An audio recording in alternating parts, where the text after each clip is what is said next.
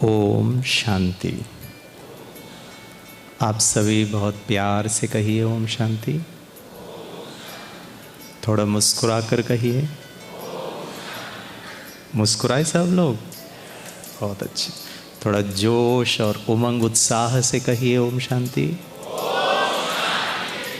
बहुत अच्छा। नमस्ते। हाथ कौन जोड़ेगा? घर वाले?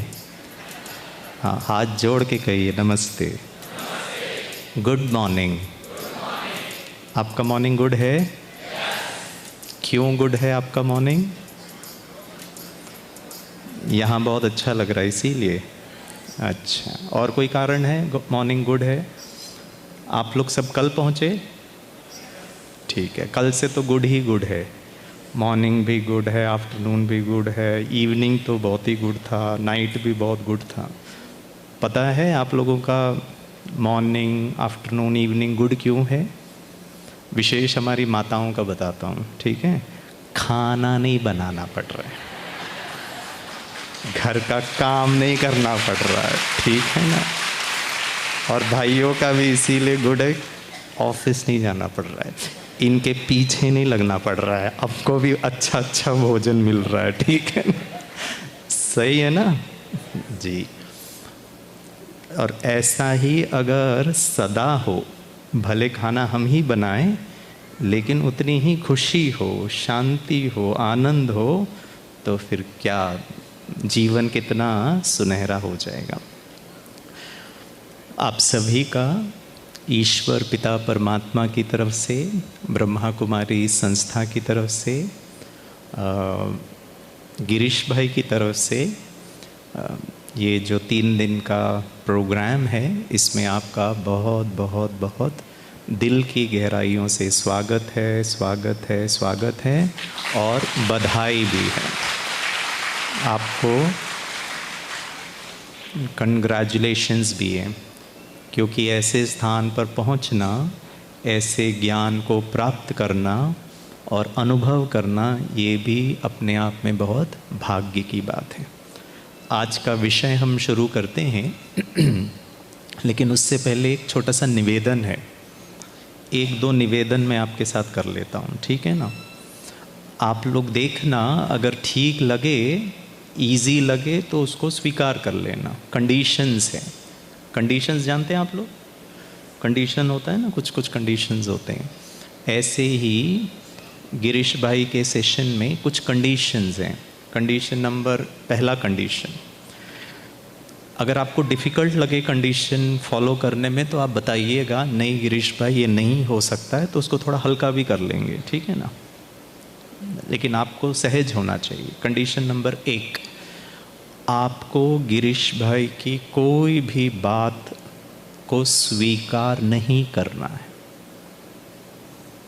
सुन लीजिए, समझ लीजिए, ठीक लगे, फ़ायदेमंद लगे, अच्छा लगे, वैल्यू एडिशन लगे, उसमें कुछ बेनिफिट हो तो स्वीकार करना, ठीक है? ऐसे ही नहीं स्वीकार करना।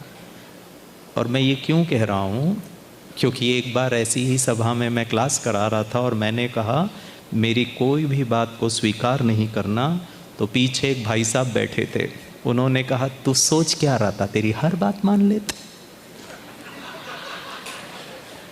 मैंने कहा नहीं नहीं, मैं तो नहीं सोच रहा था, तुम बड़े अच्छे ख्यालात वाले कि हमने कहा और सामने वाले ने मान लिया। और मुझे भारत के लोग तो बहुत प्रिय लगते हैं, आप लोग बहुत प्रिय लगते हैं, क्योंकि भारत के लोगों की एक साइकोलॉजी है, एक मनोवृत्ति है, मनोविज्ञान है। देखते हैं आप कितने भारतीय हैं, आपको कितना भारतीय मनोवृत्ति की जानकारी है। जो मैं कहने वाला हूँ उसका पहला भाग मैं कहूँगा, पीछे का आप लोग कहिएगा, ठीक है? मैंने क्यों कहा कि आप मेरी कोई भी बात को स्वीकार नहीं करना, क्योंकि भारत के लोगों की विशेषता है। और विशेषता क्या है? पहला भाग मैं बोलूँगा, आधा आप बताना। भारत के लोगों की विशेषता है, हम सुनते सबका हैं,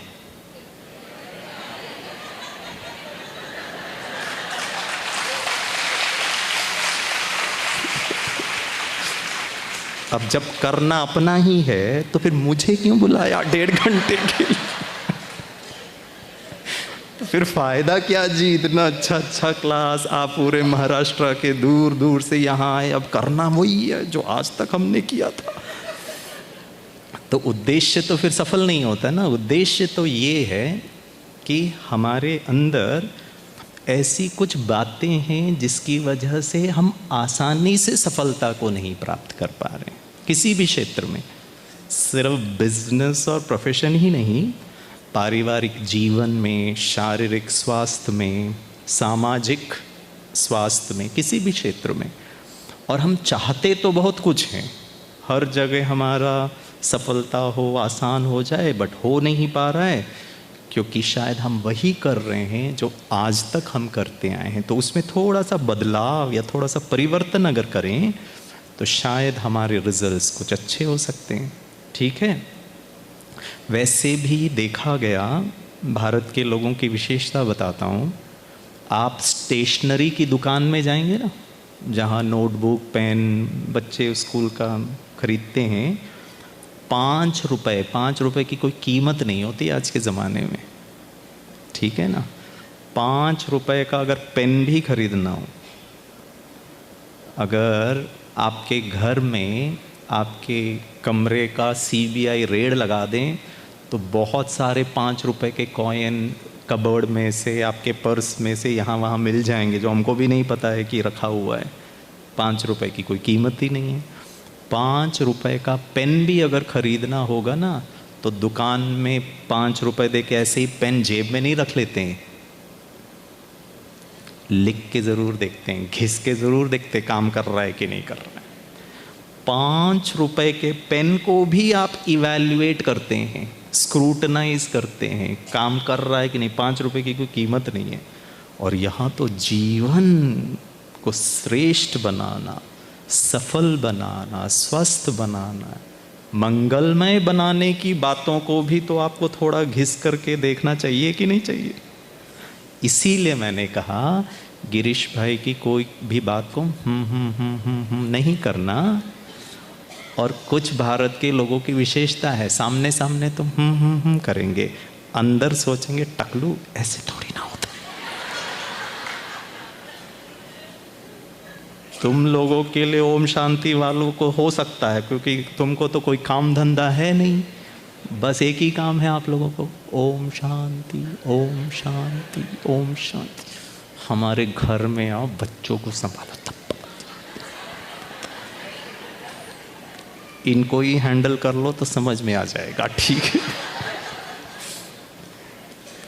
और अगर इनसे हटकर इधर जाऊं तो सासू माँ को ही हैंडल कर लो, तब पता चलेगा। इतना प्रॉब्लम है उनके सामने ओम शांति कुछ काम ही नहीं करता है जी। ठीक है, तो कैसे संभव हो सकता है, कैसे प्रैक्टिकली पॉसिबल है?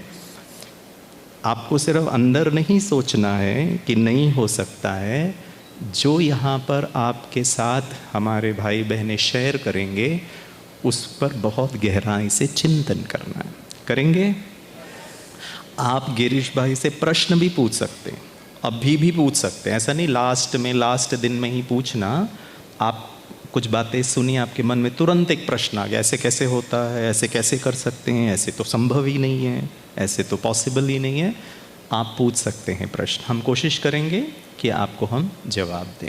ठीक है, पहला कंडीशन, सिर्फ सुनना नहीं है, सोचना है और उसको देखना है कि कैसे जीवन में धारण कर सकते हैं। और मुझसे प्रश्न भी पूछ सकते हैं, मैं आपसे बहुत सारे प्रश्न पूछूंगा, चलेगा? आप लोग जवाब देंगे, अच्छी तरह जवाब देंगे, या सही और गलत के चक्कर में नहीं फंसना।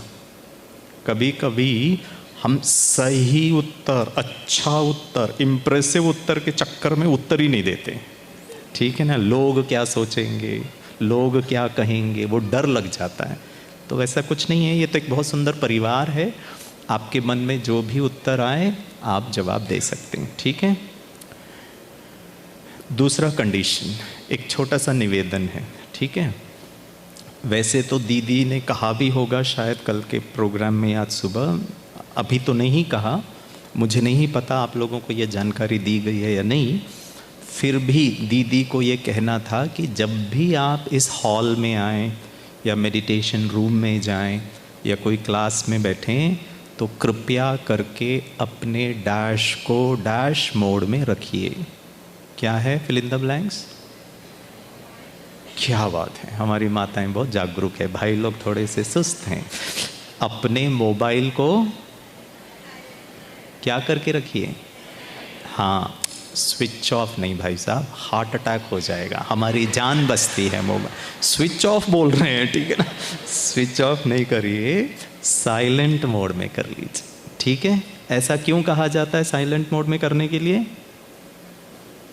हाँ, अगर गलती से हमने किसी को ज़बरदस्ती या इंटेंशनली हर्ट करने के लिए नहीं किया, लेकिन किसी का मोबाइल अगर बज जाए तो आजू बाजू वाले क्या हो जाएंगे? थोड़ा डिस्टर्ब हो जाएंगे, ठीक है ना? तो इसीलिए दीदी को कहना था मोबाइल फ़ोन को साइलेंट मोड में रखिए। वो तो दीदी को कहना था, मैं आपसे कहूँ दूसरा कंडीशन, कृपया करके अपने मोबाइल फ़ोन को साइलेंट मोड में ना रखें।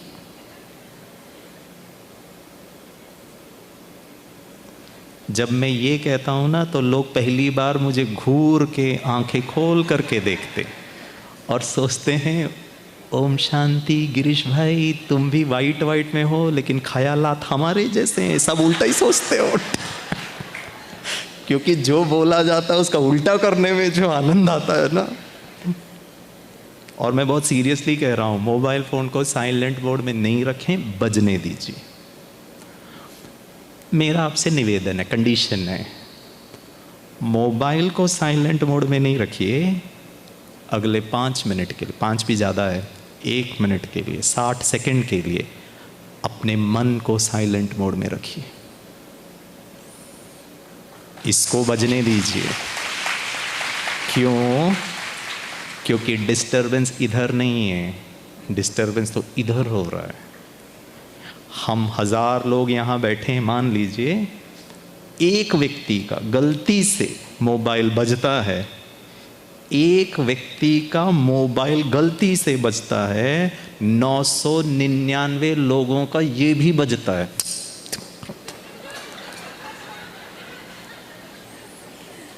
यहाँ भी इरिटेशन आ रहा है, यहाँ भी चिड़चिड़ापन आ रहा है, यहाँ भी दिमाग खराब हो रहा है, यहाँ भी इनको इतनी अक्ल नहीं है, कितने बार बोलना पड़ेगा, इनको समझ नहीं है, कितने बार। हाँ या ना? आपसे प्रश्न है, इसको साइलेंट करना आसान है या इसको साइलेंट करना आसान है? इसको साइलेंट करना आसान है?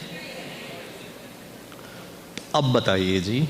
मुझे याद आता है हैदराबाद में एक हॉस्पिटल है, AIG हॉस्पिटल, उसका नाम है एशियन इंस्टीट्यूट ऑफ गैस्ट्रोएंट्रोलॉजी। वहाँ पेट की बीमारियों का इलाज होता है, बहुत अच्छा हॉस्पिटल है।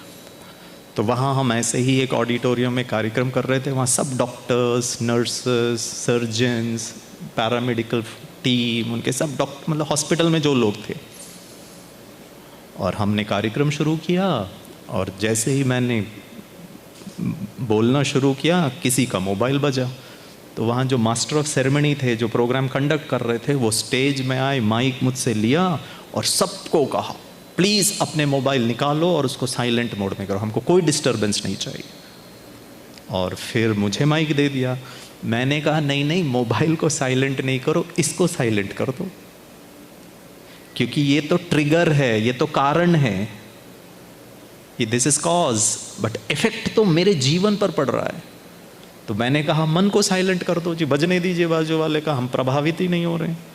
तो जब मैंने ये कहा तो एक हृदय रोग विशेषज्ञ थे, कार्डियोलॉजिस्ट थे, करीब 60 साल की उम्र हो गई होगी उनकी, सीनियर सर्जन थे। उन्होंने हाथ ऊपर उठाया। मैंने कहा बोलिए सर, आप क्या कहना चाहते हैं?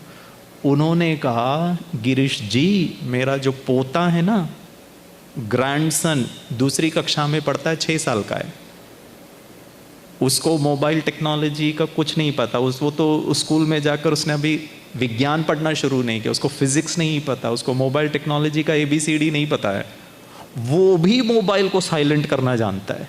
आजकल बच्चे कितने स्मार्ट होते हैं जी। वो मेरे मोबाइल से खेलना चाहता है और कहता है दादू आपके मोबाइल को साइलेंट कर दूं? तो दादाजी कहते कर दे। 3 सेकंड लगता है उस छोटू को मोबाइल को साइलेंट करने के लिए। ऑन करना है, ड्रॉप डाउन करना है, silent, mute, vibratory, do not disturb, flight mode, कितने सारे मोड है, बस किसी एक में उसको हाथ लगा देना है। मजाल है इस मोबाइल से कभी आवाज आए। भाइयों और बहनों, इधर भी बहुत सारा मोड है। दुखी मोड, किसी और की सफलता और ज्यादा कमीशन को देख के जलना वाला मोड।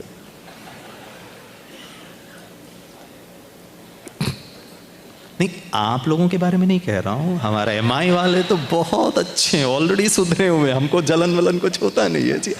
हम तो दूसरे लोगों के बारे में बात कर रहे हैं, आपके बारे में बात ही नहीं कर रहे, ठीक है। क्रोध मोड, ईर्ष्या मोड, दुखी मोड, डर, भविष्य को लेके डरना वाला मोड। और भाइयों और बहनों, किसी व्यक्ति के अंदर ये सब अगर है तो जीवन के किसी भी क्षेत्र में, बिजनेस तो बहुत छोटा क्षेत्र है, सफलता आपको मिलना बड़ा कठिन हो जाएगा। इसीलिए नहीं कि बिजनेस कठिन है, इसीलिए नहीं कि मार्केट ठीक नहीं है, इसीलिए कि मैं ठीक नहीं हूं। डरा हुआ व्यक्ति, डरा हुआ बच्चा एग्जाम में सब कुछ आते हुए भी वो गलती करेगा। डर को दूर करना बहुत जरूरी है, और यही आध्यात्मिकता है, और इसीलिए आपको यहां बुलाया है। ऐसा नहीं है कि आध्यात्मिकता सिर्फ 60 साल के बाद बूढ़े लोगों के लिए, वृद्ध लोगों के लिए। हाँ, अगर 60 साल के बाद आपको डर ज़्यादा हो रहा है तो 60 साल के बाद आध्यात्मिकता को लिए। और अगर डर, चिंता, भय, अशांति, दुख, जलन, ईर्ष्या अभी है तो उसकी दवाई आध्यात्मिकता है। तो वो डॉक्टर साहब ने कहा, गिरीश भाई, वो मेरा पोता दूसरी कक्षा में पढ़ता है, उसको भी मोबाइल को साइलेंट करना आता है। फिर उन्होंने मुझसे प्रश्न पूछा, वो प्रश्न मैं आपको पूछता हूँ। उन्होंने कहा, मैं हृदय रोग विशेषज्ञ हूँ, आई एम अ कार्डियोलॉजिस्ट। मैंने कहा सर बिल्कुल करेक्ट है। और मैंने कहा सर आपका ऑब्जर्वेशन भी करेक्ट है कि आजकल बच्चे तो मोबाइल में सब कुछ जानते हैं। मैंने कहा आपका प्रश्न क्या है? उन्होंने कहा, गिरीश जी, मैंने हजारों ऑपरेशन किए हैं शरीर के, मेरे शरीर के अंग अंग की जानकारी मैं रखता हूँ। बड़े सीनियर सर्जन थे, उनको तो सब जानकारी, एनाटॉमी, फिजियोलॉजी, फार्माकोलॉजी, बोला सब मुझे पता है, मैं बच्चों को सिखाता हूँ आजकल। मैंने कहा प्रश्न क्या है आपका? उन्होंने मुझसे प्रश्न पूछा, वो प्रश्न मैं आपको पूछता हूँ। उन्होंने मुझसे पूछा, गिरीश जी, मन को साइलेंट करने के लिए यहाँ कौन सा बटन दबाऊं?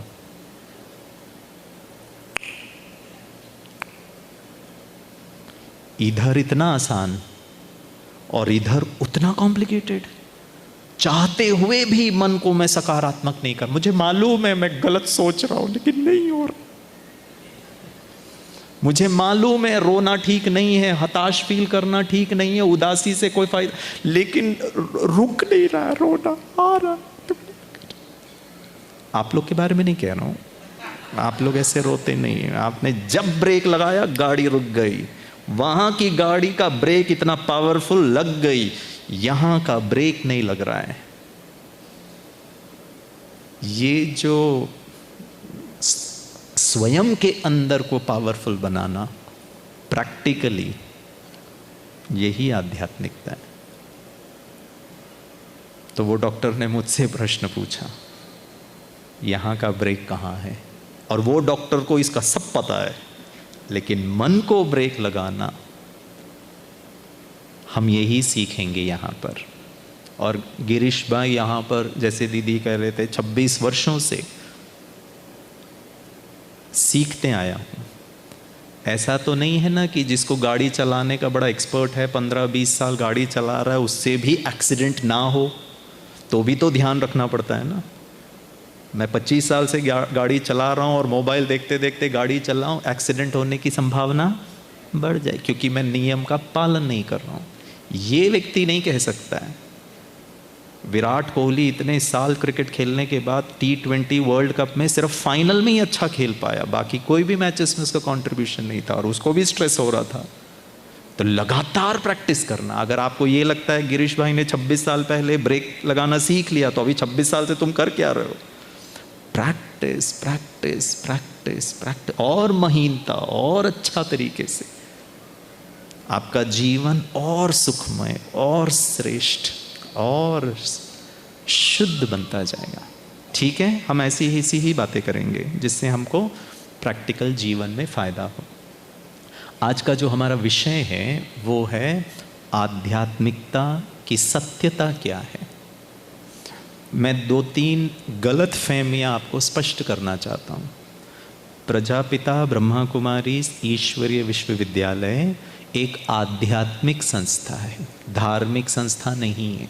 यहाँ हर धर्म के, हर देश के, हर प्रांत के लोग यहाँ आते हैं और आ सकते हैं और आते भी हैं। क्यों? क्योंकि धर्म और आध्यात्मिकता में अंतर है। एक ही अंतर मैं आपको बताऊंगा। पहला अंतर है, धर्म में बंटवारा हुआ है, बांटा है। आपसे मैं प्रश्न पूछता हूं, आज से कुछ वर्ष पहले पूरे विश्व में एक वैश्विक समस्या थी, कोविड की समस्या थी, और कोविड के बाद लोगों में हेल्थ के प्रति जागरूकता बढ़ गई है, और वहीं पर सप्लीमेंट्स हैं, आप लोग जो भी प्रोडक्ट्स होता है उसके प्रति लोगों का रुझान भी बढ़ा है, अवेयरनेस बढ़ा है कि मेरी इम्यूनिटी अच्छी होनी चाहिए। वो दाल चावल रोटी में इम्यूनिटी नहीं है, या फिर उतना उसमें कैल्शियम और प्रोटीन और जो भी न्यूट्रिएंट्स चाहिए वो नहीं है, तो आपके जो प्रोडक्ट्स हैं उसमें वो हैं। आप एक्स्ट्रा सप्लीमेंट्स ले रहे हैं, शरीर को उसकी आवश्यकता है। तो कोविड वायरस से फिर समस्या बढ़ गई थी पूरे विश्व में। प्लीज़ बताइए, कोविड वायरस का धर्म क्या था? कि मैं इस धर्म के लोगों को प्रभावित नहीं करूंगा या नहीं कर पाऊंगा। अच्छा चलिए छोड़िए, उससे बचने के लिए जो दवाई थी, वैक्सीन थी, कोविशील्ड या कोवैक्सीन, उसका धर्म बता दीजिए जी। नहीं। अच्छा चलिए छोड़िए, क्रोध, गुस्सा, गुस्से का धर्म बता दीजिए। मैं इस धर्म के लोगों पर क्रोध आएगा ही नहीं। पता है इंटरेस्टिंग बात क्या है? इस संसार में हर उल्टी चीज, हर बुरी चीज का कोई धर्म नहीं है, वो सबके अंदर भर भर के अच्छाई के लिए बंटवारा है। मेरा भगवान, मेरा धर्म, मेरा ये, मेरा कल्चर, तुम्हारा भगवान से अच्छा मेरा भगवान है, ये वाला भगवान उस भगवान से अच्छा है। ऐसा कोई धर्म है जो कहे आइए मेरे धर्म में, और आपके अंदर ईर्ष्या, द्वेष, घृणा सब खत्म हो जाएगा? अच्छाई के लिए हमने 10-10 दुकान खोल के बैठे हैं। मुझे कोई प्रॉब्लम नहीं है, आप किसी विशेष धर्म को मानते हैं तो प्लीज मानिए, मुझे कोई प्रॉब्लम नहीं, लेकिन थोड़ा आध्यात्मिक भी बनिए। आध्यात्म हर एक व्यक्ति को समानता के लेवल पर लेकर आता है। सब एक हैं। मैं आप पर गुस्सा करूं, आपको बुरा लगेगा, आप मुझ पर गुस्सा करेंगे तो मुझे भी बुरा लगेगा। इसीलिए गुस्सा करने से किसी को भी बुरा लगता है, इसीलिए गुस्सा छोड़ दीजिए। सबको ही तकलीफ होती है। तो आध्यात्मिकता क्या है जो ब्रह्मा कुमारी इस विशेष तौर पर सारे विश्व के लोगों को ये बात बताता है। मैं आपको 3 डेफिनेशन बताता हूं आज, और ये 3 डेफिनेशन के आधार से ही हम अगले 2-3 दिन के बहुत सारे जो कंसेप्ट्स हैं, आइडियाज़ हैं, उनको हम समझने का प्रयास करेंगे, और उसी आधार से मेडिटेशन भी करेंगे और मनोबल को बढ़ाएंगे, आत्मशक्ति को बढ़ाएंगे। पहली परिभाषा आध्यात्मिकता की। आदिकाल से मनुष्य ने सिर्फ एक ही प्रयास किया है। आप कोई भी अध्ययन शास्त्र देख लीजिए, anthropology, sociology, pharmacology, psychology, history, civics, geography, और आजकल का artificial intelligence, big data, nano technology, जो टेक्नोलॉजी आप ले सकते, न्यूक्लियर टेक्नोलॉजी, बायोटेक्नोलॉजी, आने वाले वर्षों में ये सब नया नया अध्ययन, मनुष्य अपना बुद्धि को यूज़ करके नया नया चीज़ें बना रहा है। एक ही उद्देश्य था, और वो था मानव जीवन आसान होना चाहिए, इजी होना चाहिए। उदाहरण दूं, माइक, ये जिसने भी बनाया ना माइक और ये वायर और एम्पलीफायर और स्पीकर, गिरीश भाई का आवाज़ बढ़ जाता है अगर ये मुझे पता चल जाए इस व्यक्ति ने बनाया और वो मुझे सामने आ जाए तो मैं साष्टांग दंडवत प्रणाम कर लूँगा। पता है क्यों? क्योंकि उन्होंने गिरीश भाई का जीवन आसान कर दिया। मान लो ये माइक नहीं होता था तो मुझे चिल्ला के बात करना पड़ता, आसान हो गया। 1.5 घंटा चिल्ला के बात करता तो शाम तक गला हमारा बैठ जाता था। जिस कुर्सी में आप बैठे हैं आसान है, एसी आसान है, लाइट कैमरा आसान है, जो कपड़े आपने पहने हैं आसान है, मोबाइल यूज़ कर रहे हैं आसान है, गाड़ी, ट्रेन, बस, एरोप्लेन, पेट्रोल, डीजल, जो भी मनुष्य ने बनाया। पहले तो नहीं था पेट्रोल और गाड़ी, तो बैलगाड़ी में चलते थे, चक्का ही नहीं था जी। मानव जीवन आसान होना चाहिए। सोच समझ के जवाब दीजिएगा, मुझे खुश मत करिएगा, ठीक है? प्रश्न, आज 25 जुलाई 2024 का मेरे घड़ी के अनुसार 10 बज के करीब 37 मिनट्स हो गए। प्लीज़ बताइए, मानव जीवन आज आसान है या कॉम्प्लिकेटेड है? कमाल है जी, हम चांद तक पहुंच गए, सूर्य तक पहुंच गए। वो दीदी मेरे बारे में सूरत बोल रही थी, मुझे तो सिर्फ चांद ही नजर आ रहा था। ठीक है, प्लीज बताइए, कुछ तो कमी है। आर्टिफिशियल टेक्नोलॉजी भी है, इंटेलिजेंस भी है, लेकिन लाइफ कॉम्प्लिकेटेड है। स्ट्रेस, तनाव बढ़ गया या कम हुआ? बीमारियां बढ़ी या कम हुई? आपसी संबंधों में कटुता, कलह, क्लेश, डाइवोर्स केसेस बढ़े या कम हुए? तो कौन सी टेक्नोलॉजी की कमी है? आध्यात्मिकता एक ऐसा टेक्नोलॉजी है, टूल है, जो लाइफ को इजी करता है। ये सब भी यूज़ करें, हम माइक भी यूज़ करते हैं, हम मोबाइल भी यूज़ कर रहे हैं, हम कुर्सी भी यूज़ कर रहे हैं, हम एसी का भी इस्तेमाल कर रहे हैं, लेकिन इसके साथ साथ लाइफ भी इजी होनी चाहिए। तो आध्यात्मिकता की पहली परिभाषा, जीवन कैसा होना चाहिए? आसान होना चाहिए। जोर से बोलिए। एक बार ऐसी सभा में मैं क्लास करा रहा था, तो हस्बैंड वाइफ बैठे थे, तो वाइफ ने हस्बैंड को कहा आसान करना चाहिए लाइफ, ठीक है ना? मतलब यार तुम ही कॉम्प्लिकेटेड हो, सब ठीक है ना? मुझे अपने लाइफ को आसान करना है, खुद आसान हो जाएंगे तो सब आसान हो जाएंगे, ठीक है? दूसरी परिभाषा और वो है, हमारा लाइफ गुड होना चाहिए, अच्छा होना चाहिए। सिंपल चीज़ें समझना है, बहुत कठिन नहीं है। और ये सिंपल को थोड़ा सा प्रैक्टिकली लाइफ में लाने के लिए आज सुबह का क्लास किसने किसने अटेंड किया? हाथ ऊपर उठाइए। वाह क्या बात है। वो मैं आपको एप्लीकेशन बताऊंगा, सुबह का क्लास कि क्या इम्पोर्टेंस था। पहला, लाइफ इजी होना चाहिए। दूसरा, लाइफ गुड होना चाहिए। अब ये जो गुड है ना, ये बड़ा कॉम्प्लिकेटेड चीज़ है। जो चीज़ आपके लिए गुड है वो मेरे लिए बैड है, जो मेरे लिए गुड है वो आपके लिए बैड हो जाता है, बहुत सब्जेक्टिव हो जाता है। आपको उदाहरण देता हूं। वाइफ को लगता है वो जो कर रही है, जो बोल रही है, वो गुड है। हस्बैंड को लगता है वो जो सोच रहा है, बोल रहा है, वो गुड है। दो गुड और घर की हालत बेहाल। अरे मैं आपके घर में आऊं, आप मुझे चाय पिलाएं और पति ने 1 चम्मच शक्कर अपनी तरफ से डाला, पत्नी ने अपनी तरफ से चम्मच 1 शक्कर डाला, प्लीज बताइए, चाय और मीठा हो जाना चाहिए ना? वाइफ भी गुड, हस्बैंड भी गुड, तो पारिवारिक जीवन तो डबल गुड होना चाहिए।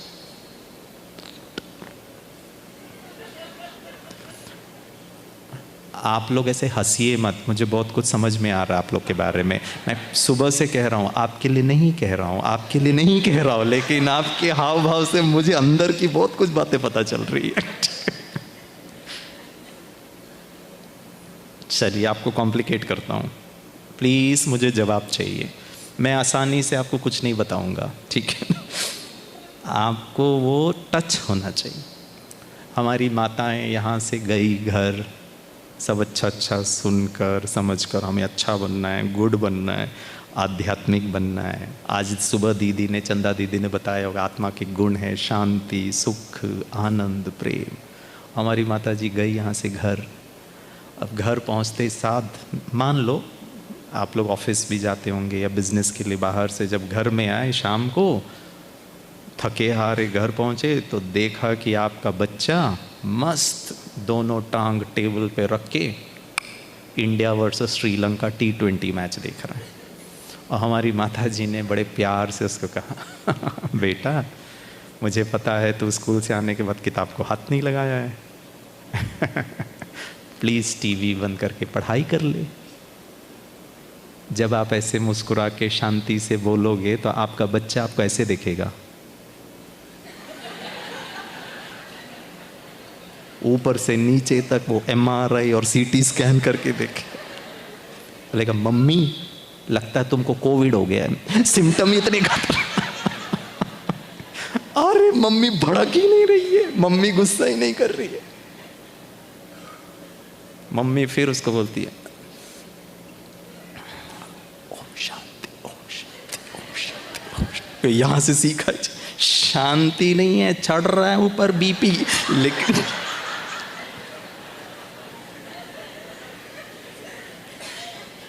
हमारी माताएं बहनें कृपया करके ऐसे ना मुस्कुराएं, मुझे बहुत कुछ पता चल रहा है आपके बारे में। मैं आपको अंदर से तो क्रोध आ रहा है, लेकिन हम तो ओम शांति में जाके आए हैं, ठीक है ना। बड़े प्यार से सुना रही है मम्मी। एक बार मम्मी ने प्यार से कहा, 2 बार कहा, 3 बार कहा, 4। कहाँ हमारे बच्चे सुनते हैं क्या? प्यार से कहने से बच्चे मानते हैं क्या? हाँ या ना? कॉन्फिडेंस तो देखो, पूछा नहीं उसके पहले बोल रही ना। अरे तो सुनते क्यों नहीं है? प्यार से जब कहते तभी तो गुस्सा करना पड़ता। अगर प्यार से सुन लेते थे बच्चे तो फिर गुस्सा ही नहीं करना पड़ता था। बच्चे छोड़ो, इनका ही देख लो, यही नहीं सुनते हैं प्यार से, ठीक है ना, तो फिर हमको गुस्सा ही नहीं करना पड़ता। अच्छा प्यार से कहते तो सुनते क्यों नहीं है बच्चे? एक बार मैं ऐसे ही क्लास करा रहा था तो एक माता जी ने जवाब दिया, प्लीज़ बुरा मत मानिएगा, ठीक है। मैंने कहा अगर प्यार से बच्चे मान लेते थे तो गुस्सा ही नहीं करना पड़ता। समस्या तो ये ना, सुनते नहीं है प्यार से। क्यों नहीं सुनते हैं? समस्या तो वो है। तो माता जी ने कहा, बोला गिरीश जी मैं बताऊं? मैंने कहा प्लीज़ बताए। बोला ऐसे नहीं बोलूँगी, माइक दो। तो हमने माइक दिया। उन्होंने बुलंद आवाज़ में कहा, बच्चों को प्यार से जब समझाते हैं तो वो समझते ही नहीं है, बिल्कुल नहीं समझते हैं। मैंने कहा वही मैं पूछ रहा हूँ क्यों? तो माता जी ने कहा बाप पे गया है।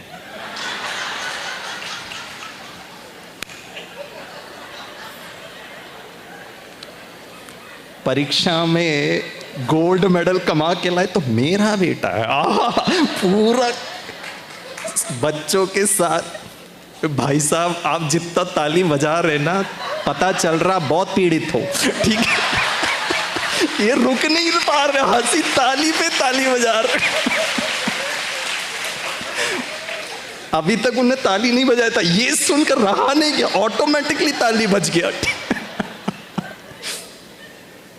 हमारी माता इतनी स्मार्ट होती ना, बच्चे के अच्छे गुण सब हमारा ट्रांसफर है, DNA RNA, और सब बुरे हमारे पप्पा का ही ट्रांसफर है, ठीक है। आपको बुरा तो नहीं लगा? हाँ, ऑप्शन भी क्या है, ठीक है। कितने अच्छे हैं हमारे भाई लोग, बोलते नहीं बुरा नहीं लग रहा है, ठीक है। अब माता जी का तो BP चढ़ गया। फिर हमारी माँ, वो तो टीवी देख रहा है जी, अरे परीक्षा है 2 दिन के बाद। माता जी ने पता है क्या किया? शांति की टिकली यहाँ से निकाली, ड्रेसिंग टेबल पे चिपकाया, शांति बाहर। स्नेह की माला, वो भी ड्रेसिंग टेबल पे। सहन शक्ति, आनंद, प्रेम, वो आत्मा के साथ गुण सब बाहर। अब हमारी माता जी दुर्गा, काली, असुर संहारणी बनकर छोटू के पास आती है, एक थप्पड़ लगाती है उसको और चिल्ला के कहती, पढ़ जाकर कितना देर से तेरे को समझ में नहीं आता है क्या? ठीक है, मम्मी ने गुस्सा किया, वो अलग बात है, बच्चा थप्पड़ खा के सोचता है ओम शांति जाके आई है। क्या मतलब जी, इससे अच्छा तुम नहीं जाती थी, खर्चा काय को करवाया इतना, कोई गुण वुण तो आए नहीं। आपके बारे में नहीं कह रहा हूं, आप लोग ऐसे नहीं कर रहे। अब मम्मी ने गुस्सा किया बच्चे को, बच्चा नहीं मान रहा था ना, कितना प्यार से कहा फिर भी नहीं मान रहा, उसकी परीक्षा की जिम्मेवारी तो माता पिता की होती। प्रश्न, माँ ने बच्चे पे गुस्सा किया आधा घंटे के बाद, उसको बहुत सारा ऑप्शंस दिया फिर भी नहीं माना। प्रश्न, अच्छी माँ है या नहीं? अगर हाँ तो क्यों, और अगर ना तो क्यों? आध्यात्मिकता की दूसरी परिभाषा है अच्छा होना, आसान होना। ये अलग बात है कि वो आसानी से नहीं मान रहा, उसको भी हम समझेंगे। अब मम्मी ने गुस्सा किया बच्चे पे। Now my question is the mamma, is the mother a good mom? If yes why, if no why? मैंने कहा आपसे, हाँ माता जी बताइए, sister go ahead. Good mom है, हाँ क्यों? वंडरफुल। फ्यूचर की चिंता गुड होता है या बैड होता है? चिंता करना गुड है कि बैड है? प्लान करिए, ऑर्गेनाइज करिए, चिंता। ओके, मम्मी को बच्चे के भविष्य की ख्यालात है या चिंता शब्द हटा दें, ठीक है, गुड। आप लोग हेल्थ सेक्टर से जुड़े हुए हो, correct? Health supplement, health product सब आप व्यक्तियों को देते हैं, करेक्ट? आप शायद कभी कभी डॉक्टर्स से भी मिलते होंगे, डॉक्टर्स भी आपके क्लासेस कराते होंगे, जो भी है मुझे इतना जानकारी नहीं है। आप पूरे विश्व में किसी भी डॉक्टर से पूछिए, आप यहाँ 2-3 दिन हैं, मैं भी यहाँ रहूँगा, आप अभी भी किसी को फ़ोन करके पूछिएगा। मेडिकल साइंस, अब आध्यात्म और मेडिकल साइंस दोनों अलग अलग चीज़ें। वैसे मैं कल भी आपको मेडिकल साइंस की बहुत सारी वैलिडेशंस बताऊंगा, कैसे मन को ठीक करना ज़रूरी है और कितना आसान है उसको करना। आप इस संसार के किसी भी डॉक्टर को पूछिए, जब मनुष्य गुस्सा करता है किसी की भलाई के लिए, किसी के जीवन बनाने के लिए, किसी अन्याय के विरोध में, ऑल वैलिड रीजंस जो आपको लगता है कि गुस्सा करना करेक्ट है आपके अनुसार, कर लीजिए।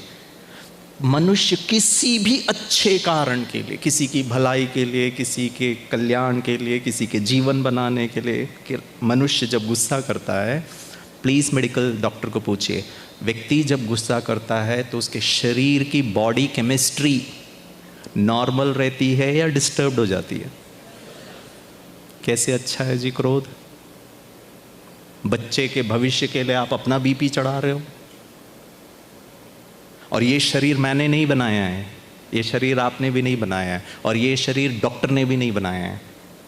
ये शरीर जिसने भी बनाया बहुत सोच समझकर, द इंटेलिजेंस बहुत वंडरफुल है। इसका बीपी ऊपर नीचे हो जाए तो दवाई खानी पड़ेगी।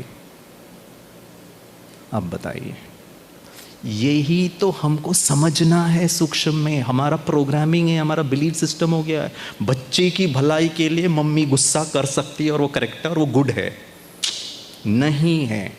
ब्रह्मा कुमारी इसमें आध्यात्मिक ज्ञान, पिता परमात्मा टीचर के रूप में हम बच्चों को, हम स्टूडेंट्स को पढ़ाता है, बिना गुस्सा किए उस बच्चे का भविष्य अच्छा करिए, और वो संभव है। और हम मम्मी लोगों को क्या लगता है, एक बार प्यार से बोलो, 2 बार,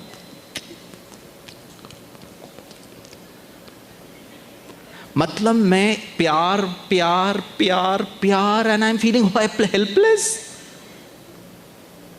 प्यार से कोई मनुष्य हेल्पलेस महसूस कर सकता है? सचिन रमेश तेंदुलकर को जाके पूछे आप संसार के नंबर 1 खिलाड़ी क्यों बने, पता है वो क्या कहता है? 3 शब्द उन्होंने यूज किया अपने जमाने में, master blaster cricket Sachin Ramesh, cricketer Sachin Ramesh Tendulkar कहता है, मैं इतना अच्छा खिलाड़ी, लोग अगर मानते हैं उनको भगवान का दर्जा दिया जाता था in the field of cricket. हर गेंदबाज कांपता था उनके सामने। और सचिन रमेश तेंदुलकर को पूछा कि आप संसार के इतने अच्छे सफल बल्लेबाज कैसे बने? 3 शब्द यूज किया, अंग्रेजी में कहा, I love cricket, full stop. Lata Mangeshkar को पूछा गया, आप संसार की इतनी सुंदर गायिका कैसे बनी? लता मंगेशकर ने पता क्या जवाब दिया उन्होंने? जीती हूं जब गाती हूं, हम और आप मरते हैं जब बर्तन धोते हैं, मरते हैं जब नौकरी कर रहे हैं, मरते हैं जीवन जीते जी। गिरीश भाई और ये दीदियाँ और ये पूरा कॉम्प्लेक्स में जितने लोग हैं ना, वो भी शायद इतने सारे लोगों का भोजन बन रहा है, आ रहे हैं, आपके रूम की सुविधा, आपका ट्रांसपोर्टेशन सब चल रहा है यहाँ पे। ये भी एक घर है, लेकिन घर में आप 1000 लोग, आप जाइए शांतिवन में, वहाँ 2-2 कार्यक्रम और चल रहा है। आपने देखा एक भी भाई बहनों के चेहरे में मर रहे हैं काम करके? और मज़े की बात बताता हूँ, यहाँ जितने लोग सेवा कर रहे हैं, ये भाई साहब जो बैठे हैं कैमरा के सामने, इनको पगार नहीं मिलता है, सैलरी नहीं है, कमीशन नहीं है, बोनस नहीं है, इंक्रीमेंट नहीं है, संडे छुट्टी नहीं है। एक कार्यक्रम के बाद दूसरा कार्यक्रम, क्या है जी इनके पास? क्या इनका उमंग उत्साह है? गिरीश भाई को क्या ऐसा उमंग उत्साह, क्या मिल गया? मुझे तो नहीं मिल रहा है सैलरी। क्यों वो पूनम दीदी और हमारे बड़ी दीदी आप लोगों को इतना सब ले करके? प्लीज इसको समझिए। यही भावना अगर आपके बच्चे में आ गया, पता है उसका रिजल्ट क्या होगा? आपका बच्चा इसीलिए ना पढ़े कि कल टीचर डांटेगी, वो इसीलिए पढ़े क्योंकि पढ़ना मुझे मजा आता है, क्योंकि पढ़ने में मुझे प्यार है। वो इसीलिए नहीं पढ़े, नहीं तो मम्मी डांटेगी, नहीं तो मेरे को टीचर मेरे को पनिशमेंट दे देगी। Look at the objective. वो डर के लिए पढ़ रहा है, डर से पढ़ रहा है। प्यार से पढ़े, खुशी से पढ़े। वो नहीं हो सकता है क्या?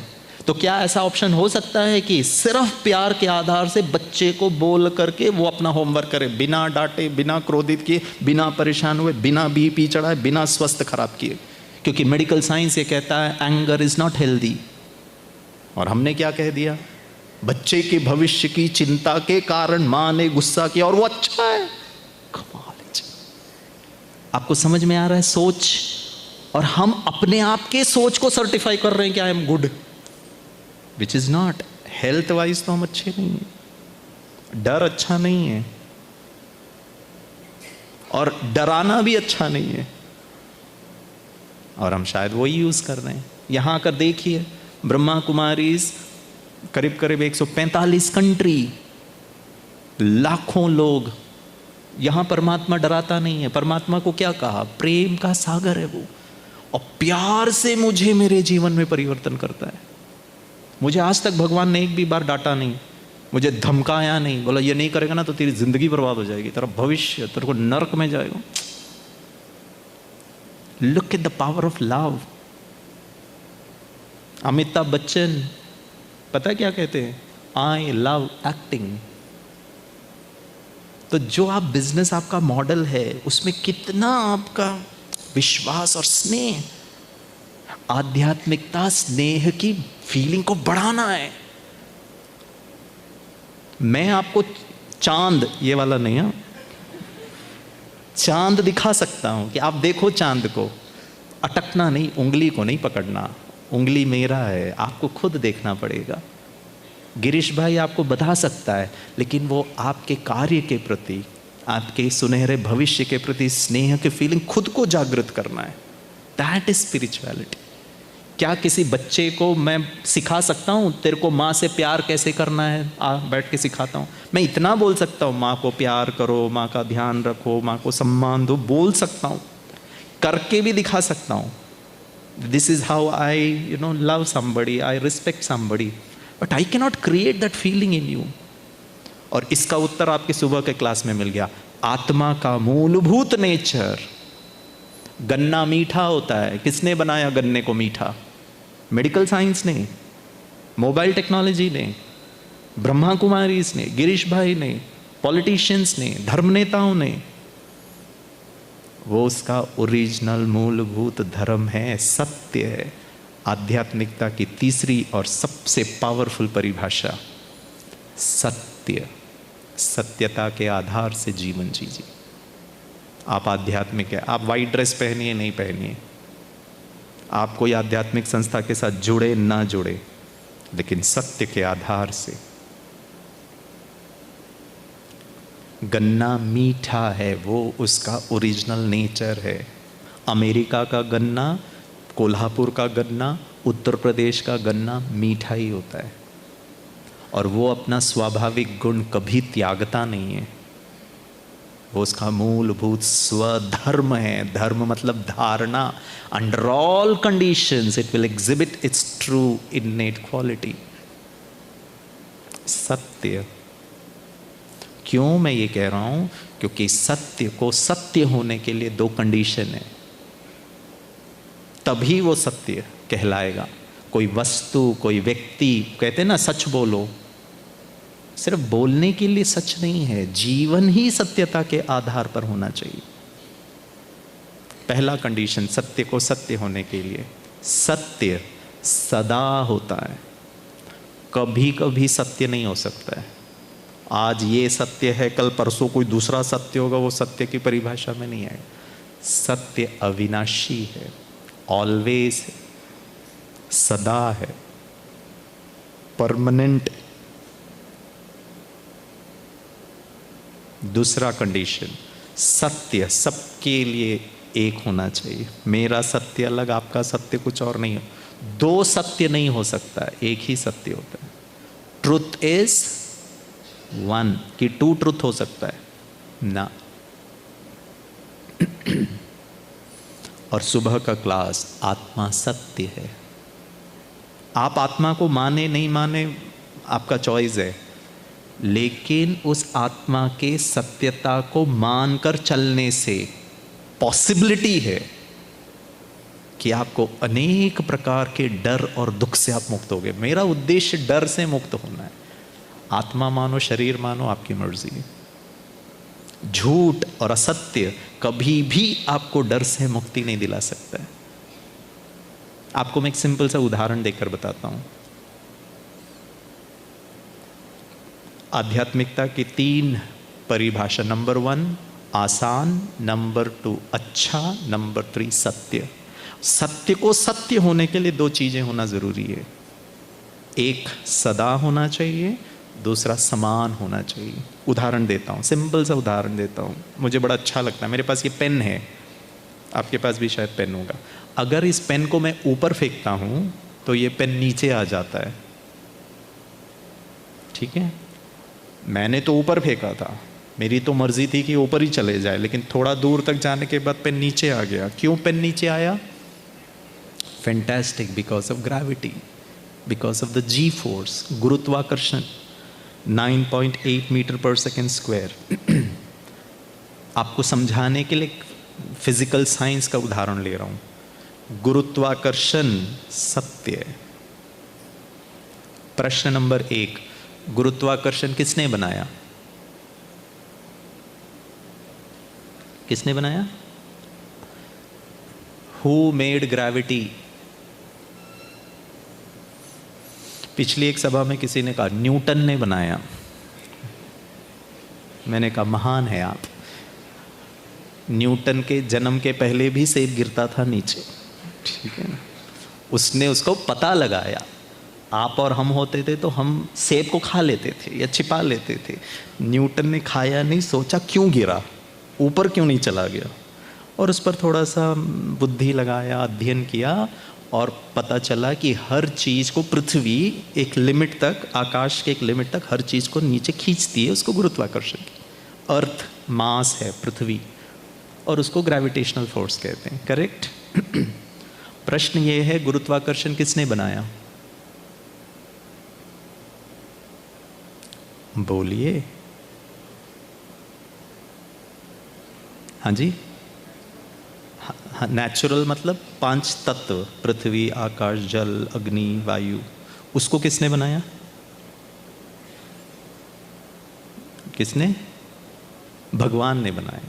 भाई साहब बहुत अच्छे हैं, बोला टकलू से पंगा नहीं लेने का, जल्दी जल्दी बता दो, सीधे सीधे बोल दो, मेरे को पता है ये वहीं पे आके गाड़ी अटकने वाली है, ठीक है। भाई साहब ने क्यों कहा परमात्मा होता है? क्योंकि भगवान ने इनको व्हाट्सएप में मैसेज भेजा, मैंने बनाया है, इनको बता दो, इनको कुछ आता जाता नहीं है, इनका डायरेक्ट व्हाट्सएप कनेक्शन है परमात्मा के साथ। मजाक कर रहा हूँ भाई। चलिए, परमात्मा ने बनाया है नहीं बनाया है मुझे नहीं पता, लेकिन मुझे एक चीज 500% पता है। पता है क्या? मुझे मालूम है, मैंने नहीं बनाया है।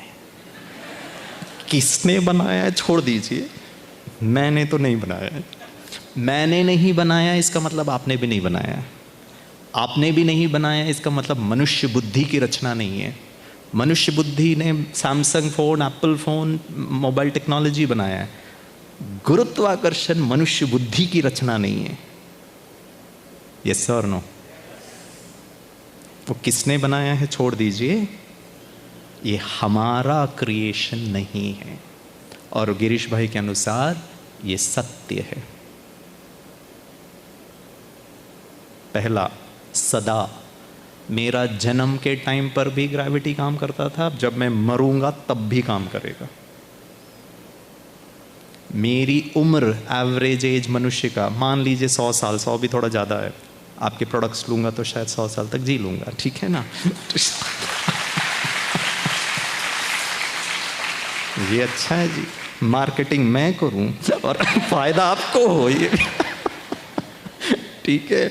मान लो मैं 100 साल तक जीता हूं। पृथ्वी की आयु हजारों साल, हजारों साल पृथ्वी की आयु, उसमें गिरीश भाई 100 वर्ष। तो क्या मैं कह सकता हूं गुरुत्वाकर्षण इटर्नल है, सदा है? हजारों साल तक तो मनुष्य नहीं रहता है ना, सदा। दूसरा, सबके लिए समान। महिलाओं के लिए 15 मीटर पर सेकेंड स्क्वायर है क्या गुरुत्वाकर्षण? आप लोग गिरेंगे तो धड़ाक करके गिरेंगे, भाई लोग गिरेंगे तो धीरे करके। गुरुत्वाकर्षण कम भाइयों के। अमेरिका वालों के लिए 20 मीटर पर सेकेंड स्क्वायर, भारत वालों के लिए 2 मीटर पर सेकेंड। ऐसा होता है क्या? आपको अच्छा लगे गुरुत्वाकर्षण, बुरा लगे, पसंद है ना पसंद है, आपको मालूम है नहीं मालूम है, ऐसे कोई सरोकार नहीं है। वो आप पर काम करेगा। आप ध्यान से नहीं चलोगे तो गिरोगे, ध्यान से चीजें नहीं रखोगे तो गिरेगा। आपके मर्जी पर डिपेंड नहीं करता है सत्य। जो सत्य है वो सत्य है। एक, सदा, ऑलवेज। दूसरा, सबके लिए समान। अब मैं इसको लाइफ के साथ जोड़ता हूं, करूं? चलिए 1 मिनट में टाइम देख लेता हूं। हाँ, प्लीज इसको समझने का प्रयास करिए, फिर इसका एप्लीकेशन है ये, ठीक है? मान लीजिए मुझे, गिरीश भाई को गुरुत्वाकर्षण पसंद नहीं है, मुझे अच्छा नहीं लगता, मुझे टेंशन होता है गुरुत्वाकर्षण को सोच के, मेरा बीपी चढ़ जाता है। अब आप बोलेंगे भाई ऐसा क्यों होता है आपको, क्या प्रॉब्लम है आपको गुरुत्वाकर्षण से? मेरे को रात को नींद नहीं आ रहा है, मैं बीपी की दवाई खा के सो रहा हूं, मेरे को चिढ़ मचा हुआ है, मेरे को डिप्रेशन हो रहा है गुरुत्वाकर्षण की वजह से। आपको मन में प्रश्न होगा भाई क्या प्रॉब्लम है आपको गुरुत्वाकर्षण से? मैं आपको 2 उदाहरण देता हूँ। उदाहरण नंबर 1, एक बार मैं जहीराबाद में था, तेलंगाना, हैदराबाद से थोड़ा दूर एक जहीराबाद करके जगह है। वहाँ महिंद्रा एंड महिंद्रा का इंटरनेशनल ट्रैक्टर्स डिवीजन का एक फैक्ट्री है। वहाँ ट्रैक्टर बनता है और वो सब एक्सपोर्ट होता है, भारत वालों को नहीं बेचते हैं। उनका स्पेसिफिकेशन ही अलग है, टायर का साइज़ और वो सब अलग है, अमेरिका में बेचते हैं वो। तो वहाँ हम कार्यक्रम कर रहे थे, तो मुझे माउंट आबू से फ़ोन आया, आप लोग भी जाएंगे माउंट आबू घूमने के लिए, बहुत सुंदर है, आप लोग को बहुत अच्छा लगेगा। और आप तो बहुत लकी है, अभी तो वहाँ बादल बादल बादल है, एकदम धुंध धुंध धुंध है, और अच्छा लगेगा आपको।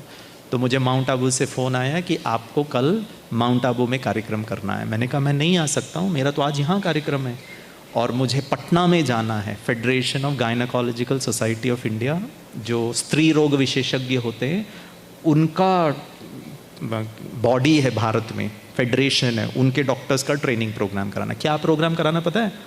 गर्भवती महिला को डॉक्टर पता है क्या लिख के देती है? Vitamin tablet, iron tablet, folic acid tablet.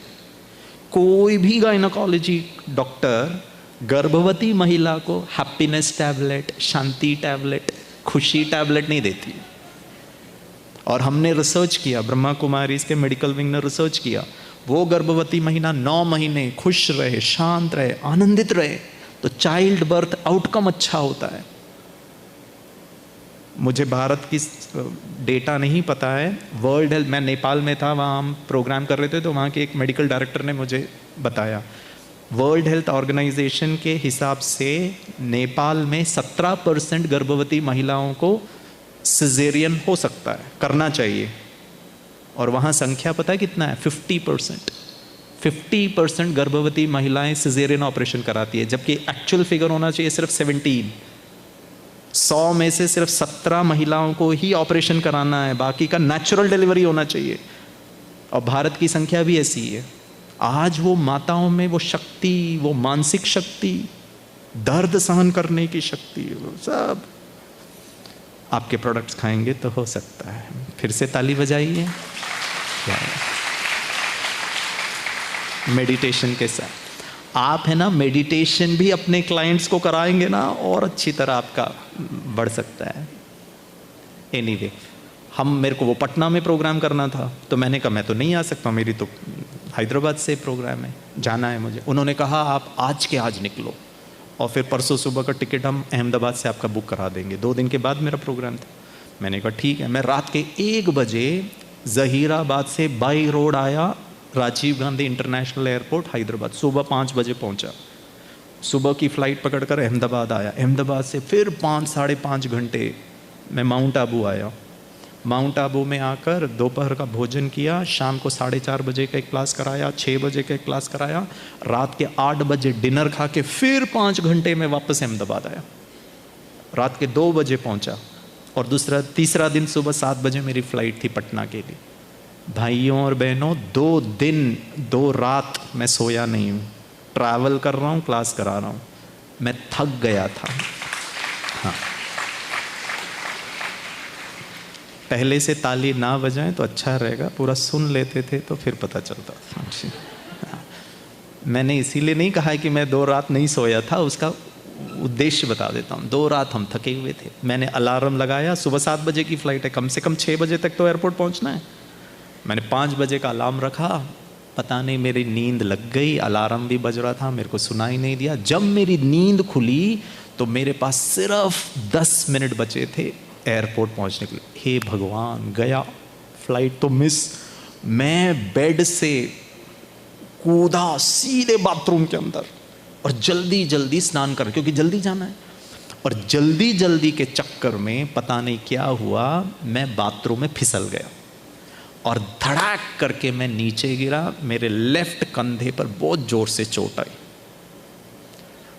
सब लोगों ने ध्यान से सुना, पूरी कहानी सुनी। अब आपसे प्रश्न है, प्लीज बताइए, मेरे कंधे के चोट के दर्द का कारण कौन?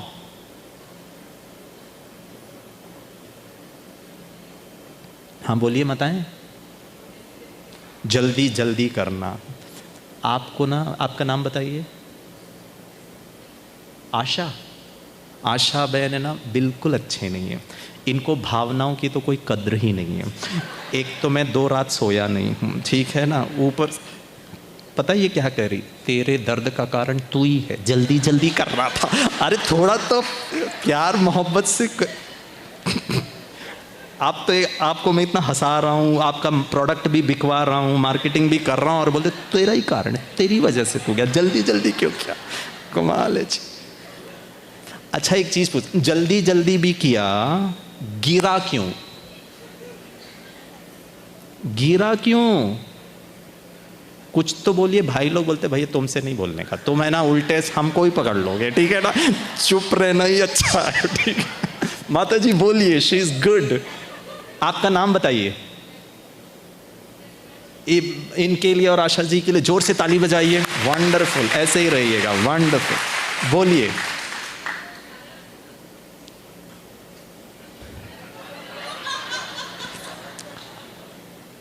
आप जले पे नमक छिड़कना, आपको बोला आपके भाग्य में लिखा हुआ था, आपका प्रारब्ध था। भाई साहब थोड़ा अच्छा वाला जवाब दीजिएगा। वैसे तो यहाँ दर्द कर रहा है दिल को। 1 मिनट भाई साहब पीछे। हाँ, अशांति।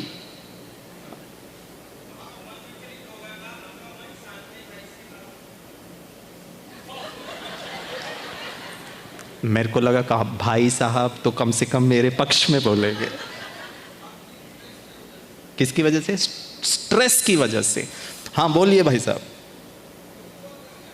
ये हुई ना कोई बात, जोर से ताली बजाइए, यही सही उत्तर था। भाई साहब क्लास के बाद आप मुझे मिलना, आपको गुलदस्ता दूंगा मैं आपको, ठीक है? एक भाई है जिसको समझ में आ रही है बात। भाइयों और बहनों, ये सच था कि मैं 2 रात नहीं सोया, मैं लेट उठा, मेरे को जल्दी जल्दी करना पड़ा, बाथरूम में पानी पड़ने पर फर्श चिकनाहट बढ़ गई और मैं फिसल भी गया। गिरा क्यों? अगर गुरुत्वाकर्षण नहीं होता था, ऐसे हवा में लौटता था। अब आपको पता चल रहा है कि मेरा दर्द का कारण गुरुत्वाकर्षण। दूसरा उदाहरण देता हूं। आप लोग मुंबई आए हैं? कौन कौन मुंबई आए हैं? हाथों पर उठाइए। मुंबई, और सबको पता है मुंबई में लोकल ट्रेन के धक्के तो खाए होंगे आपने, ठीक है? एक बार हम ऑफिस जा रहे थे, वापस आ रहे थे, मुझे उतरना था, लोग चढ़ते हैं उतरते हैं, बड़ा धक्का मुक्की होता है। मेरे दोनों हाथ में बैग था, टिफ़िन का डब्बा था, उतर रहा था, लोग चढ़ रहे थे, किसी का कंधा था, हाथ था, सिर था, कोहनी था, मेरे चश्मे में लगा, चश्मा मेरे मुख से निकला। इससे पहले कि मैं इधर का बैग इधर रख कर चश्मा पकड़ता, वो नीचे गिर गया, लोग उस पर चढ़ गए। मेरे 10,000 रुपये के चश्मे का नुकसान का कारण कौन?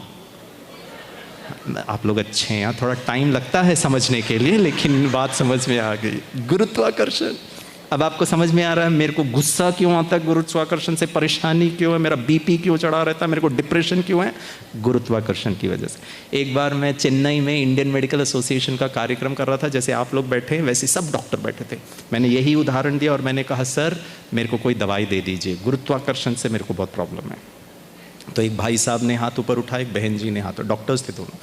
तो वो डॉक्टर साहब को मैंने कहा सर आप दवाई दे दीजिए मुझे। मैंने पूछा आप किस चीज़ के डॉक्टर हैं? तो उन्होंने कहा मैं हड्डी रोग विशेषज्ञ हूँ, मैं ऑर्थोपेडिक सर्जन हूँ। मैंने कहा बहुत अच्छा सर, आपको मिलकर बहुत अच्छा लगा, मेरे को गुरुत्वाकर्षण से समस्या है, दवाई दे दीजिए। उन्होंने कहा गिरीश जी मेरी जो स्पेशलाइजेशन है, विशेषता है, मैं घुटना चेंज करता हूँ। I am a total knee replacement doctor. मैंने कहा सर बहुत अच्छी बात है, ज़िंदगी में कई बार सिर दर्द किया है, बॉडी पेन किया है, पेट दर्द किया है, घुटना आज तक दर्द नहीं किया है मुझे, थैंक यू, लेकिन मुझे गुरुत्वाकर्षण से समस्या है, दवाई दे दीजिए। उन्होंने कहा गिरीश जी मैं आपके दोनों घुटने फ्री में चेंज कर देता हूँ। मैंने कहा घुटने क्यों चेंज कर रहे हैं आप? उन्होंने कहा आपकी बातें सुन के लग रहा है आपका दिमाग घुटने पे आ गया है और मैं दोनों चेंज कर दूँगा। मैंने कहा कमाल है जी। मैंने कहा गलती से नहीं आऊँगा आपके पास। मैडम को पूछा मैडम आप किस चीज़ के डॉक्टर हैं? उन्होंने कहा मैं मनोरोग चिकित्सक हूँ, आई एम अ साइकियाट्रिस्ट। मैंने कहा शायद आप सही जगह पे आ गए हो। मैंने कहा मैडम आप दवाई दे दीजिए। उन्होंने कहा मेरे पास आपके लिए 2 दवाई है। मैंने कहा बीमारी ज़्यादा है क्या, 2 दवाई, एक से नहीं चलेगा? बोला नहीं पहला दवाई खाइए, असर ना करे तो दूसरा दवाई ले लीजिएगा, SOS प्लान B। मैंने कहा आप तो कितने अच्छे हैं जी। मैंने कहा पहला दवाई? उन्होंने कहा भर्ती हो जाओ। आपकी मुस्कुराहट और हंसी से सब समझ में आ रहा है, आपकी भावनाएं मेरे लिए इतनी शुभ नहीं है, समझ में आ रहा है। कहाँ भर्ती हो जाओ? पहले रो में बैठ के बोली पागल खाने, ठीक है। एक घुटना चेंज कर रहा है, एक मुझे एडमिट कर रहा है। मैंने कहा मैडम वो घुटना चेंज कर रहे हैं और आप पागल खाने में एडमिट कर रहे हैं, मेरे को नहीं खाना पहला दवाई, दूसरा दवाई। पता है उन्होंने क्या कहा? अब है गहरी बात। उन्होंने कहा गिरीश जी अगर एडमिट नहीं होना है ना मेंटल हॉस्पिटल में तो दूसरी दवाई है स्वीकार कर लो, एक्सेप्ट इट। भाइयों और बहनों सत्य को स्वीकार करने के अलावा ऑप्शन नहीं है। आत्मा को स्वीकार करिए, उसके प्रमाण जीवन को चलाइए, नहीं तो जीवन चल रहा है लेकिन हम सब दुखी परेशान, उससे मुक्ति नहीं मिलेगी। आप आत्मा समझने से मुझे नहीं फायदा होगा, आपको फायदा होगा। आप जो चाहते हैं लाइफ में वो आसानी से हो जाएगा, क्योंकि सत्य वही है। सत्य को स्वीकार करने में ही। प्रश्न पूछूं? आप लोग अपने लिए जोर से ताली बजाइए। यस, बहुत अच्छा। पता है ताली क्यों बजवाई आपके लिए? क्योंकि इस हॉल में एक ही बेवकूफ़ व्यक्ति है, एक ही नासमझ अज्ञान से भरा हुआ सिर्फ गिरीश है। क्यों? क्योंकि आपसे प्रश्न पूछता हूँ, आपके वर्तमान जीवन में जन्म से लेकर अभी तक, जब से आपने होश संभाला है, क्या आज तक एक भी बार आपने गुरुत्वाकर्षण को गाली दिया? गुरुत्वाकर्षण से फ्रस्ट्रेट हुए, गुरुत्वाकर्षण से स्ट्रेस हुए, गुरुत्वाकर्षण को लेकर के चिंता किया? नहीं ना।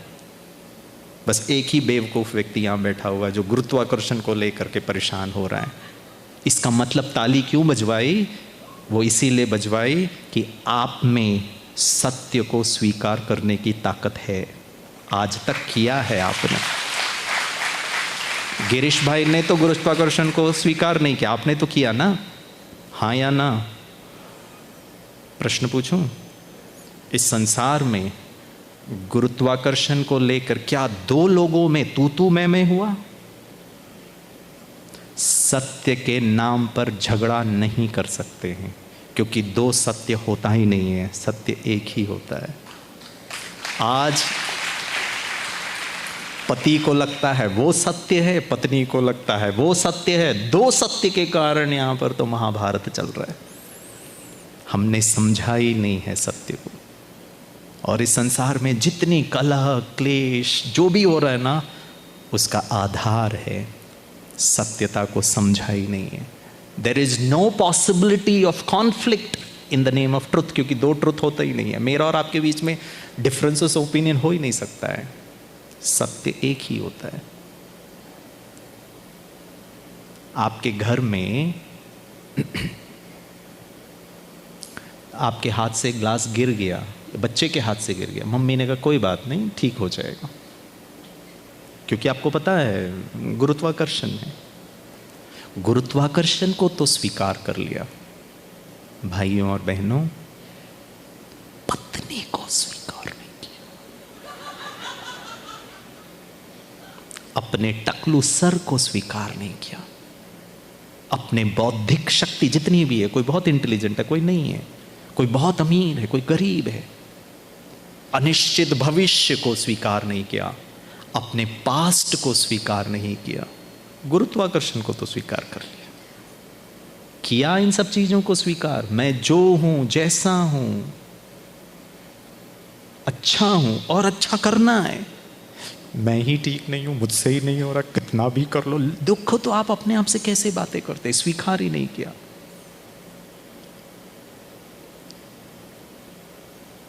कहां एडमिट होने लायक है?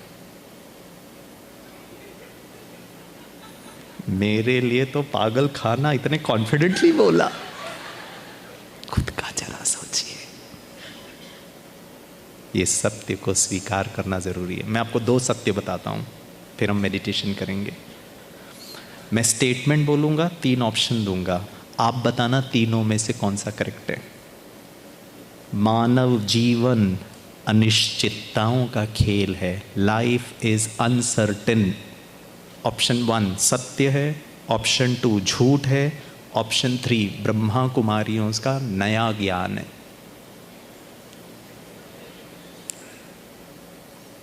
कल गिरीश भाई जीवित रहेगा, गारंटी है? जोर से बोलिए।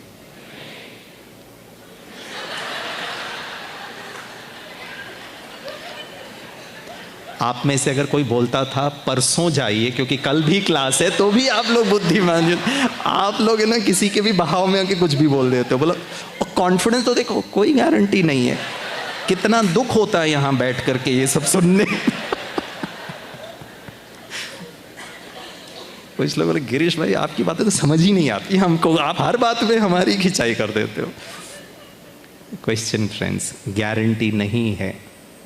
गौतम बुद्धा ने भी शरीर छोड़ा, श्री कृष्ण ने भी शरीर छोड़ा, श्री राम ने भी शरीर छोड़ा। जिस माँ को मैं बहुत प्यार करता था आज से 20 वर्ष पहले, उन्होंने भी कैंसर की बीमारी में शरीर छोड़ा। मेरे बाबूजी आज जीवित हैं, करीब 87 ईयर्स के हैं, वो भी कल की डेट में शरीर छोड़ेंगे, मैं भी और आप भी।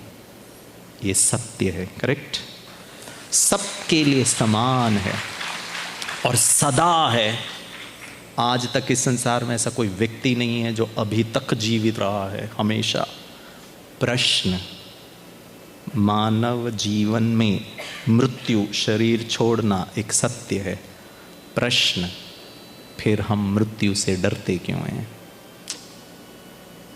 घबराते क्यों हैं?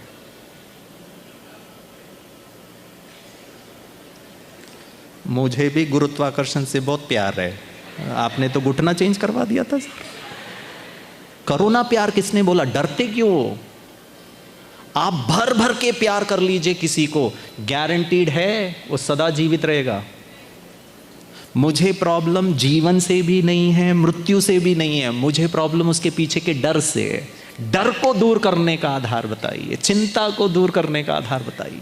अपनी मृत्यु, अपनों की मृत्यु को लेकर डरता क्यों है मनुष्य? दुखी क्यों हो रहा है, परेशान क्यों है? क्योंकि सत्य का अंडरस्टैंडिंग नहीं है। हम तो ऐसे जी रहे हैं जैसे कि कभी मरेंगे ही नहीं। मुझे प्रॉब्लम नहीं है, बहुत अच्छी तरह जिए। और अच्छी तरह जीवन का आधार ही है एक दिन मरना है, लेकिन मर मर के तो मत जिए।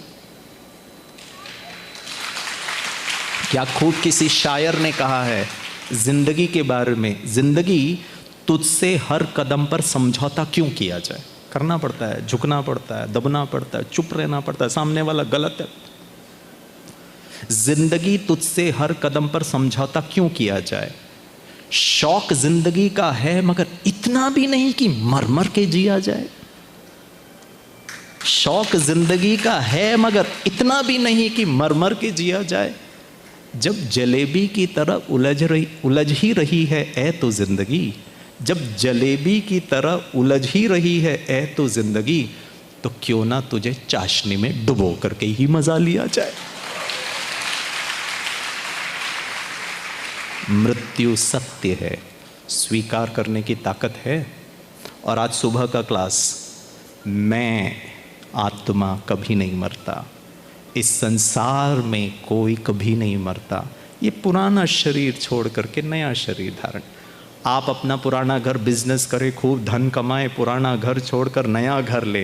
प्रश्न, पुराना घर छोड़ने का दुख ज्यादा या नया घर जाने का सुख ज्यादा? सुख ज्यादा। तो गिरीश भाई का पुराना शरीर, टॉप फ्लोर खाली, नया जन्म, साहब के जैसे घने बाल।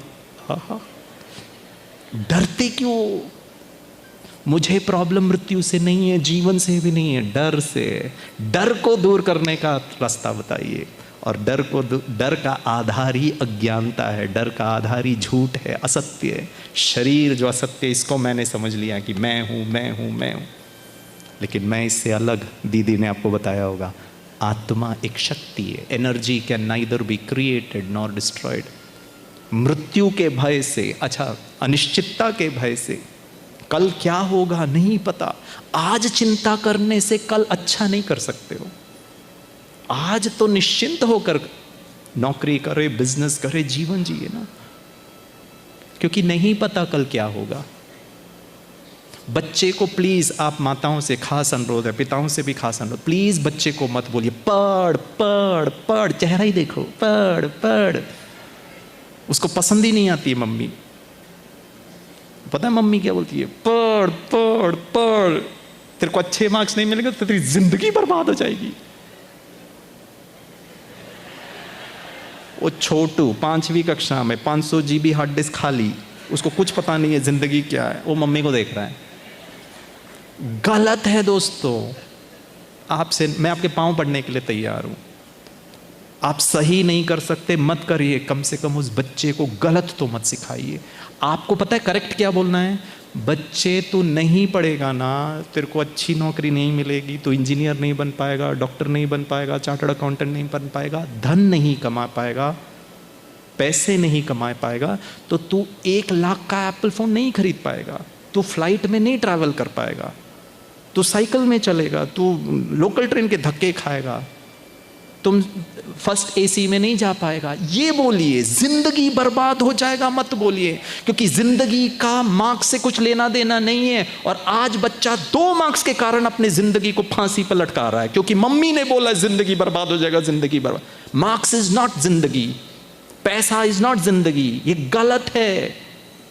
प्लीज खूब पैसे कमाइए, मुझे कोई प्रॉब्लम नहीं है, मैं आपके बच्चे को नीट और IIT के लिए मेहनत करके पढ़ाऊंगा, लेकिन गलत डराइए नहीं उसको। आपको बात समझ आ रही है मैं क्या कह रहा हूं? ब्रह्मा कुमारी इसका आध्यात्मिकता का, सत्यता के साथ पैसों का, संपत्ति से, मर्सिडीज बेंज से, अच्छे गाड़ी से कोई सरोकार नहीं है। हमारा एक ही दुश्मन है, डर, चिंता, भय, अनिश्चितता, इनसिक्योरिटी, क्रोध, दुख, हताशा, निराशा। इसको हटा दीजिए बस, मस्त जिए। आपको लगता है यहां पर किसी चीज की कमी है? आध्यात्मिकता का अर्थ समझना है, सत्यता के आधार से। मुझे निराकार परमपिता परमात्मा ने वैसे बैठ करके पिछले 24, 25, 26 साल ये सिखाया, और उससे फायदा क्या हुआ? जिन जिन चीजों में मैंने हाथ लगाया वो सब बड़ा है। भले मैंने बिजनेस नहीं किया, अगर वो भी करता था तो अच्छा, क्योंकि चिंता नहीं है जी। मेरा भाग्य का फूटी कौड़ी इस संसार का कोई माइका लाल नहीं छीन सकता है, सत्य है, हो ही नहीं सकता है। अगर आपको लग रहा है वो आपका खा रहा है तो उसका भाग्य का है, नहीं क्या है? तकदीर है। और माता जी ने कहा था ना, तुम गिरे तुम्हारा दर्द, तेरी तदबीर ही ऐसी थी, तुम्हारा किस्मत ही ऐसी। Please use these knowledge. हो सकता है? कर सकते हैं? चलिए एक एक्सरसाइज करते हैं, फिर हम 2 मिनट मेडिटेशन करेंगे। आपका उद्घाटन सत्र भी है। यहाँ जो भी बातें आपको बताए जाएं उसको बहुत अच्छी तरीके से, बिलीव मी, आपका लाइफ संघर्षपूर्ण जो था वो संघर्ष रहित हो जाएगा। आप अपनी एनर्जी को आपके वेलनेस के लिए यूज़ कर पाओ और अच्छा हो जाएगा लाइफ। जो गिरीश भाई के अंदर क्रोध था आज नहीं है, जो डर था आज नहीं है। निश्चिंत रहता हूँ। निश्चिंत व्यक्ति का एग्जाम और अच्छा जाएगा। बच्चा को मम्मी क्या बोलती? डर मत, रो मत, निश्चिंत होकर लिख। हम कैसे फिर जीवन रूपी एग्जाम लिख रहे हैं? ठीक है, एक एक्सरसाइज करते हैं। ठीक है, दोनों हाथ की उंगलियां ऐसे करिए। बहुत अच्छा, सब लोग कर रहे हैं, बहुत अच्छा। ओठों के किनारे रखें, बहुत अच्छा। ऊपर की ओर धक्का लगाएं, मुस्कुराएं, दांत दिखना चाहिए। हाँ, हाथ नीचे कर ले, चेहरा ऐसे ही रखें, आजू बाजू वाले को देखें मुस्कुराता हुआ, देखो एक दूसरे को। बहुत अच्छा। अगर आजू बाजू कोई नहीं मुस्कुरा रहा हो किसी कारणवश, तो अपने दोनों हाथ की उंगली का योगदान दीजिए। अब ये हालत आ गई। ठीक है, मुस्कुरा रहे हैं बस। हाँ, एक छोटा सा निवेदन है, तीसरा निवेदन। ऐसे तो 2 मैंने बोल दिया था, ये तीसरा निवेदन है। हो सकता है? अच्छा, मैं आपसे वापस कल मिलूँगा सुबह 6:30 बजे। ठीक है, कल सुबह के 6:30 बजे तक हाथ से नहीं करना है, consciously, deliberately, attention, awareness, mindful होकर खुश रहना है। भले मुस्कुराना नहीं भी है, लेकिन खुश रहना। हो सकता है? पक्का? मान लीजिए अभी भोजन पे आप जाएंगे दोपहर को, और भोजन पे मान लो भिंडी की सब्जी है जो मुझे अच्छी नहीं लगती है, तो जैसे ही भिंडी की सब्जी देखा, पता आपको क्या करना है?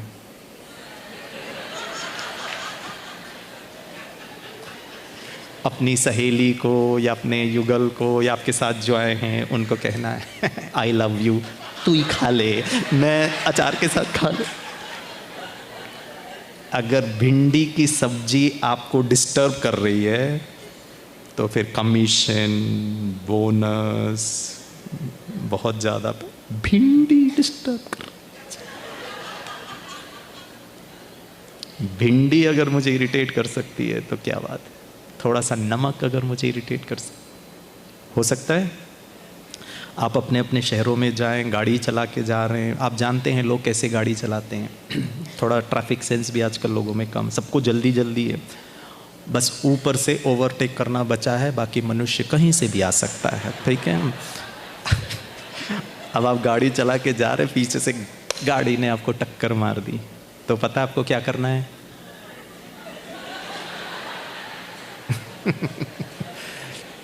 गाड़ी से उतरना, पीछे देखना पूरा डैमेज हो गया है, पीछे वाले ड्राइवर को आपको 3 महावाक्य उच्चारण करने हैं। पहला महावाक्य उसको कहना, वो गाड़ी के अंदर ही बैठा है, पता नहीं अब आप क्या बोलोगे, उसकी गलती थी, वो कांच भी नीचे नहीं कर रहा है, तो वो जैसे ही थोड़ा कांच नीचे करेगा, पहला महावाक्य आप कहना भैया चोट तो नहीं लगी।